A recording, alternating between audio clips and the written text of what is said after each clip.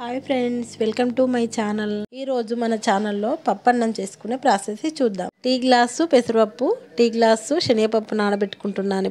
ఇప్పుడు గిన్నె పెట్టేసుకొని 2 పావులు నూనె పోసుకుంటున్నాను. జీలకర్ర, పచ్చిమిర్చి, ఉల్లిపాయలు కూడా వేసుకుంటున్నాను.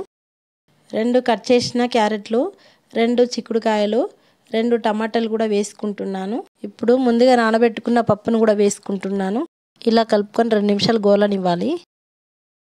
ఈ విధంగా గోలిన తర్వాత 1 స్పూన్ అల్లం వెల్లిగడ్డ పేస్ట్ వేసుకుంటున్నా. కొంచెం కొత్తిమీర కూడా వేస్తున్నా. ఇప్పుడు కొంచెం మంచిగా కలుపుకోవాలి. ఇప్పుడు నీళ్లు పోసుకుంటున్నాను. 2 గ్లాసుల బియ్యానికి 3 గ్లాసులన్నర నీళ్లు పోసుకుంటున్నాను. 1 స్పూన్ సాల్ట్ వేసుకుంటున్నా. ఈ విధంగా నీళ్లు మరిగిన తర్వాత బియ్యం వేస్తున్నా. ఈ పప్పన్నంలో మంచి ప్రోటీన్స్ కూడా ఉంటాయి. బాక్స్లకు కూడా ఈజీగా అయిపోతుంది. ఇప్పుడు మంచిగా కలిసేలా కలుపుకొని 5 నిమిషాలు మూత పెట్టేస్తున్నాను. మూత తీసి కలుపుకొని మళ్ళీ ఒక 5 నిమిషాలు మూత పెట్టేస్తున్నాను.